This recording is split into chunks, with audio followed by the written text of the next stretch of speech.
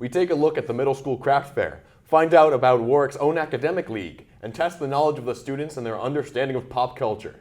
All that and more coming up on Wildcat News.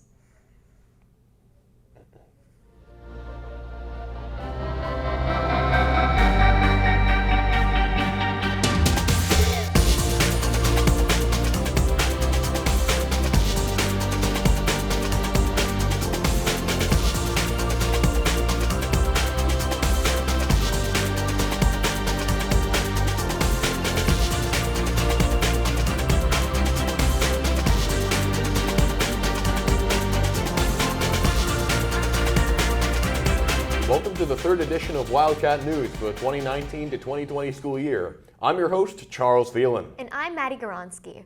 Earlier this December, the middle school recently held its annual holiday craft fair for any small town vendors wishing to sell their products. Here's Parker Dunn with the story. The middle school recently held its annual holiday craft fair. I got to have a talk with some of the vendors about how the fair helps our community inside and outside of Warwick. This is a holiday event every year. You can count on it. The first Saturday in December, which is usually around my birthday, which is Monday this year. The whole community comes together to celebrate the holidays, to celebrate their craftsmanship, to celebrate, in the case of why I'm here, school spirit and school groups. I'm here this year with the high school orchestra. Years past, I've been with the wire choir. Orchestra, and we are raising funds for the orchestra to have a little celebration later in the year, a little trip for all their hard work. The fair also helps not only people inside of Warwick, but also vendors who are shopping outside of Warwick. My booth is found in nature, natural wood products that I create from fallen trees and logs and wood that's found in nature. Yeah. It gets the word out about my craft, and I've already given out almost 50 of my business cards, which is awesome. And I've already booked a wedding, so it's getting my name out there. And I'm not from Warwick, but it's a whole new community that I've related to my stuff here, at my craft, and I love it. This is my 4th year. I also got to have an interview with none other than an old friend of mine, Rocco Mano. I make holiday signs and historical images, all hand printed on wood that I get from the farm, basically. Well, it's the PTA sponsors the craft fair, so the money that the PTA raises goes back towards students at the schools. And, it's just a nice thing at the holidays for the community to come out and support local craftsmen and our children. With WVTV, this is Parker Dunn, signing off. Be sure to keep an eye out for next year's holiday craft fair in December 2020 at the Warwick Valley Middle School. All visitors are welcome. Although there are many clubs here at Warwick, there's one in particular that stands out among the rest and provides a tough intellectual competition for the students. Let's take a look at Warwick's OCAL team. On Thursday, January 9th, Warwick's team for the Orange County Academic League, or OCAL, hosted a tournament in the school library against 3 other local teams. X plus 15. Correct. The OCAL team consists of students from the high school who play in a Team Jeopardy-like game against other schools in Orange County. Each team puts forward 5 players at a time and answer a total of 100 questions, split up into 2 50-question rounds, in which teams can swap members. From hard math questions to American literature, physics and chemistry to mythology and religion. Tolerance Act? Yes. Entertainment to general knowledge. Yes. The students need to answer questions from all these topics in order to gain a point for every answer. It's Charles the First. We break up into groups that specialize in different things. So it's really nice having getting to know people that are better at different things and have the same interests and different interests than you do. Each member of both teams has their own buzzer to try and answer the questions as soon as possible. But if you rush to buzz in and can't answer correctly, the question goes to the other team, where they can discuss among themselves. Everybody ready? At the end of the match, the team with the most points wins and continues to the next match. while the tournament with the trophy prize is saved until the end of the year. Warwick students got to practice their answering skills against the OCal teams from Washingtonville, Cornwall, and O'Neill high schools. We have a lot of smart kids. We got a lot of upperclassmen, including myself, and so we have a lot of experience in answering these types of questions. We have a variety of different people who are good at, different things. We have the English gang and the math gang, which is basically just Jason Yang. Shout out to Jason Yang. This time, Warwick started against O'Neill High School, last year's winner of the trophy. Our team sent our best 5 members out to try and edge out the competition, and O'Neill did the same. The questions were tough and the opponents tougher. And although they had lost the first round, the Warwick team managed to pull ahead by 1 point in the end, leaving the final score 22-21. After the first round victory, Warwick went on to tie Cornwall before the end of the day, and the team is now preparing to take home the trophy later this year. For WVTV, this is Dan Walker. Is used to designate a poor, shy, dull person. If you'd like to learn more, see Mr. Mark in room 149. And coming up, we interview the head of guidance, Mrs. Mary Fox, about the college application process and when to start looking for colleges right for you. Don't go far, we'll be right back.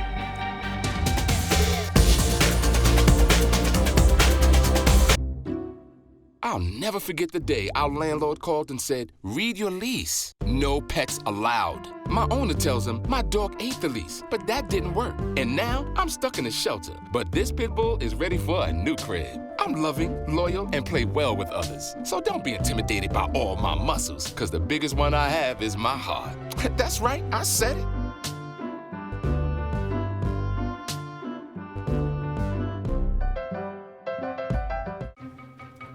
Me and my boy Matt had it good. He had catnip that was off the hook. But one day, he brings a girl home, and she's allergic to cats.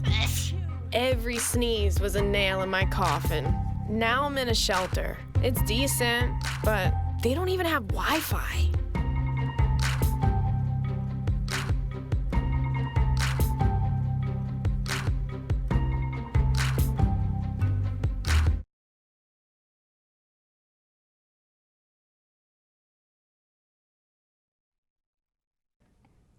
Hello, Warwick, and welcome to the third installment of School Talk for the 2019-2020 school year. Hey, everybody, I'm Nick DeLeo, and I'm excited to be back once again.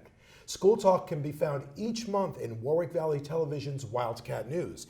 Now, you can find us online by subscribing to Warwick Valley Television on YouTube. In addition to Wildcat News, you'll also find Overtime, In the Valley, and Short Stack. Joining me today is the head of our guidance department, Mary Fox. Welcome to the show, Mary. Thanks for having me. You're this welcome. is always so much fun. I know, we have a good time. We always have a good it's time. December when you're here because Yes, it's college time. It's college time and I can actually get out of the office. Correct, which is good for both of us. All right, here you go. Here's your first question. We're going to start with this. Why do you think college is important to many of the students who are here? Well, I think our community in general is very much a pro-college community. I agree. They are our standards. People move here for that reason, and that's we just registered 6 new students this week. Really? And yes, I just finished with one before we came here. And the main reason that they're coming here is because of the programs that we offer and the preparedness that our students seem to be when they go to college, which is great. So college is a big goal for many families here. So continuing education is what it's all about. So that's awesome. Let's talk a little bit about now. Okay, as I said to you, we're taping in December. I have been writing letters of recommendation, college essays, and all that. And I know what I'm doing, and I know what my pals out of guidance department are doing, of course. What's the number one piece of advice you would give? I think it's twofold.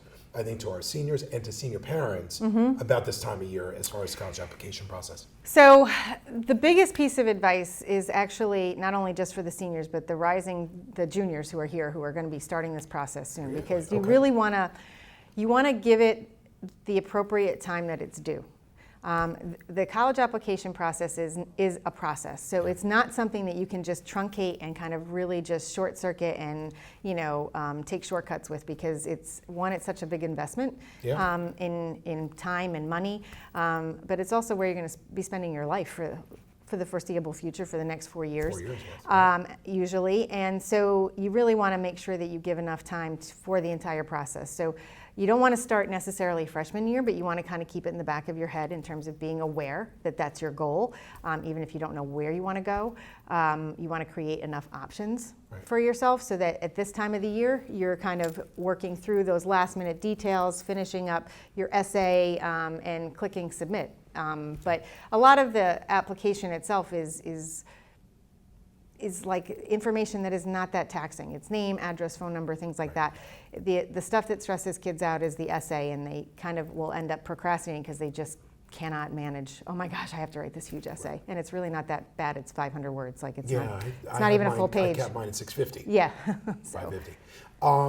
We're going to go off script for a quick minute because it just led me to believe, or should think, how important are these college visits too? I can't help thinking that it's super important to go look. It is. So the colleges will tell you that in their admissions review process, one of the things that they actually spend a lot of time looking at is demonstrated interest. So what that means is they don't want these students who are just applying just to kind of throw applications out there, because in this era of technology, it's an easy thing for students to do. It's like, okay, I can just click and add a school and send it and I'm good. They really want to know that the student is genuinely interested in that school.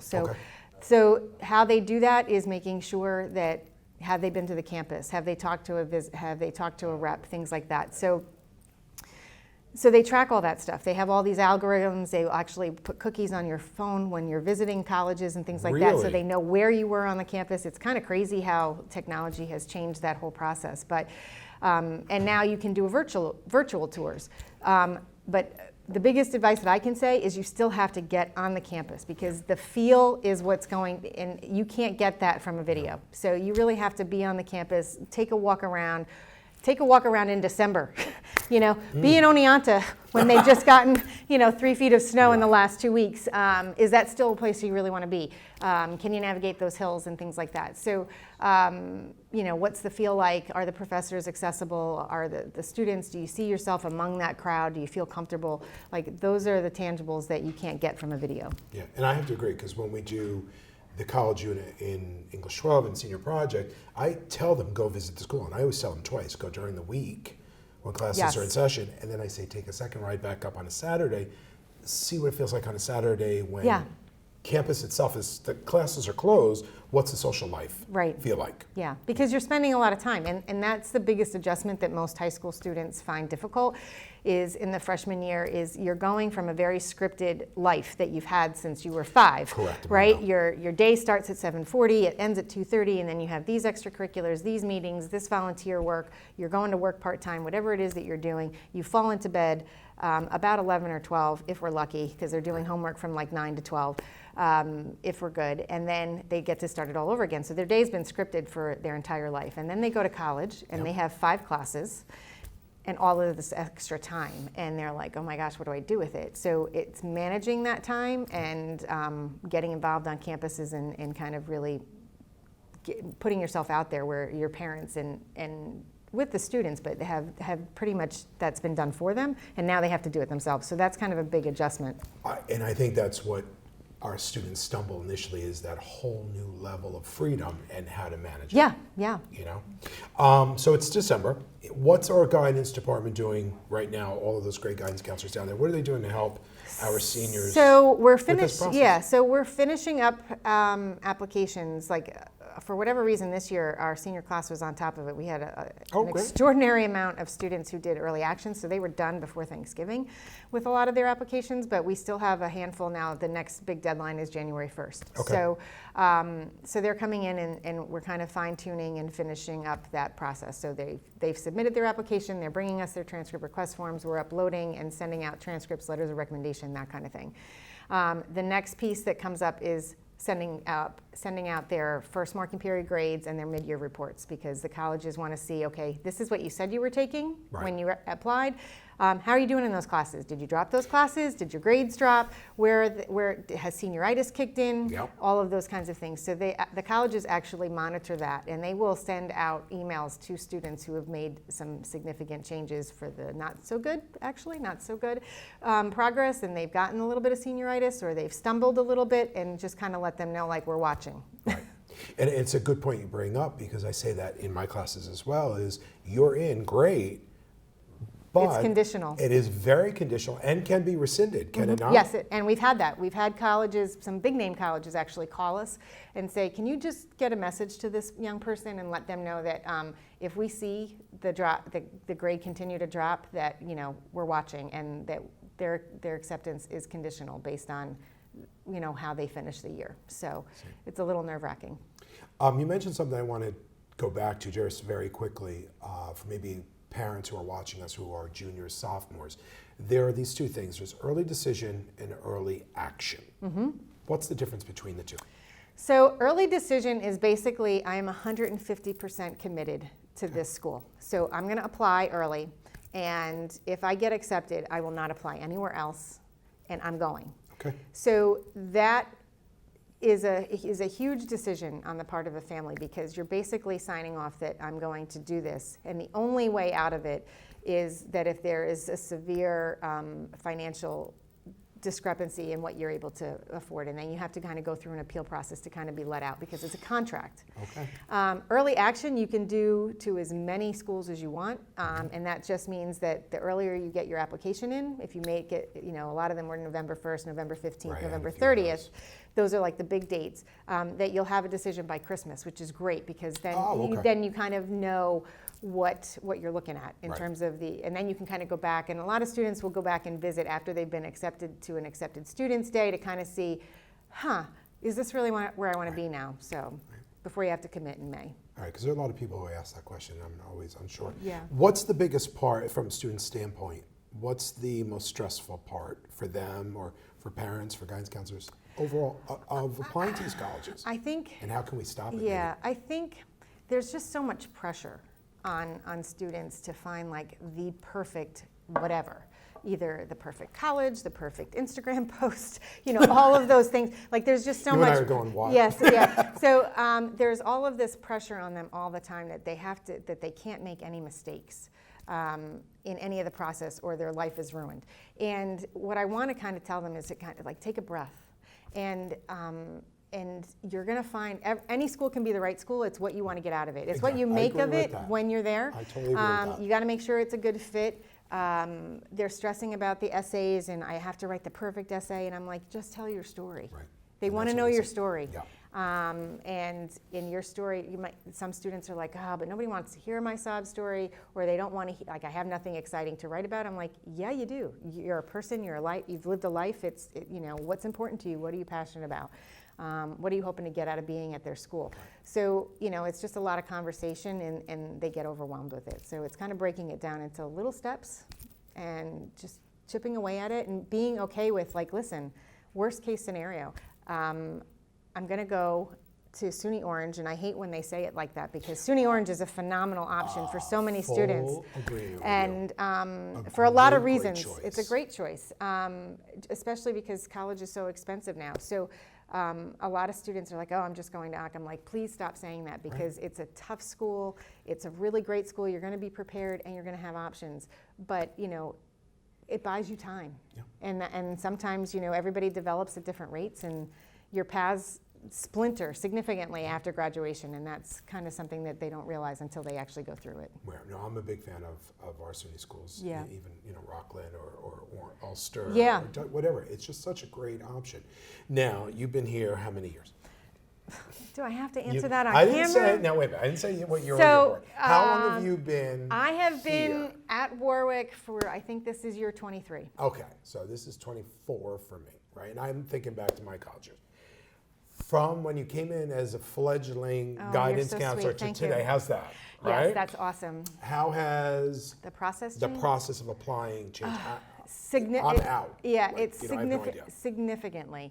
I used to come in on Saturdays in the very beginning for all of September, October, November, and December.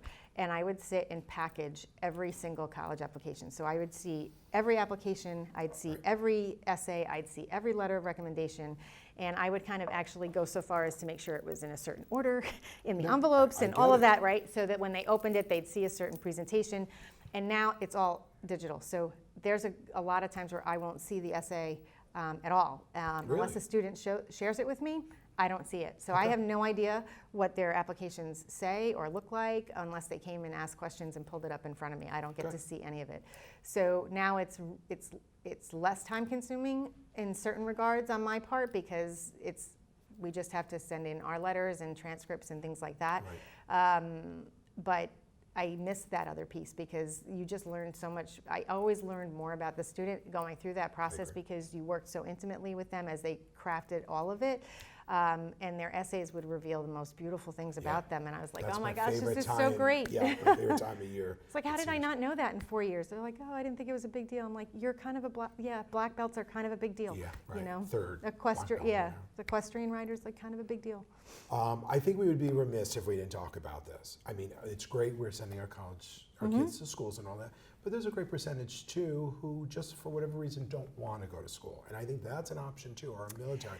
What are we doing for those kids who say, you know what, I had a great time at Warwick High School, but college isn't for me?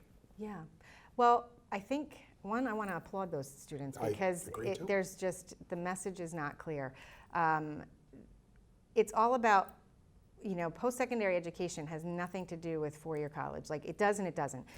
Your pathways, whether you're going right to work, you have job training that you have to do when you get hired to a new job. So that's education. So being a lifelong learner is more important than any of that. So how do you do that? You find what works for you. So if you're a hands-on person and you're going into the workforce and you're going into like one of the carpenters unions or something like that, we'll help them walk through that process and get them connected. A lot of times students don't want to access that because they're like, oh, well, they only deal with college applications. And we're like, no, we have a whole suite of stuff that we'll do with writing resumes and making contacts for you and job shadowing and things like that. We have a huge amount of students going on to technical schools and they get recruited out of there and get, they're making a lot more money than either one of us sitting here right now. The trades right now are they just cannot get enough people. The people in the trades are retiring and there's nobody to fill their spots. So if, like I tell the students all the time, the plumber that comes to my house, he's got his own truck, but in his garage is a very, first of all, it's a 3-bay garage and it's got like vintage sports cars in there, just from my house alone, I feel like. Yeah. So they're making me laugh because my brother's a plumber and I know what's in his garage. So there's some truth to that. Yeah, there's a lot. So it's about kind of honoring each person's individual path and what's right for them. So that's our goal, is to whatever is going to make you happy, and everybody's path is supposed to look different. We need all of those other fields. We need everybody. We need everybody. Everybody makes the world go round. Absolutely. All right, I'd like to thank Mary Fox for being with us on School Talk, and a special thanks to you, our viewer, for joining us as well. Remember to like and subscribe to Warwick Valley Television on YouTube. For School Talk, I'm Nick DeLeo. We'll catch you next time, Warwick.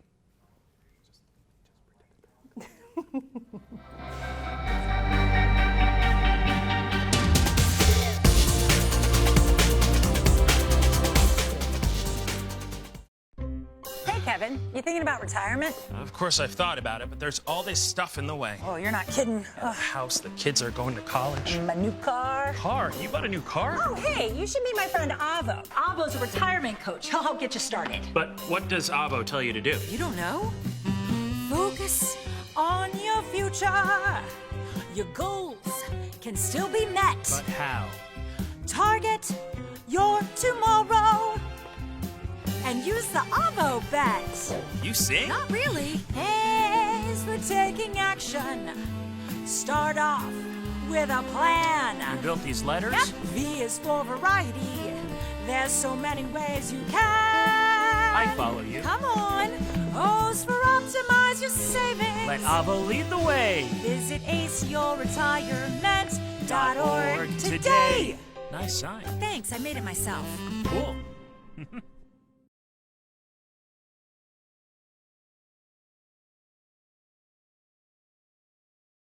Welcome back to Wildcat News. I'm your host, Maddie Goronsky. And I'm Charles Phelan.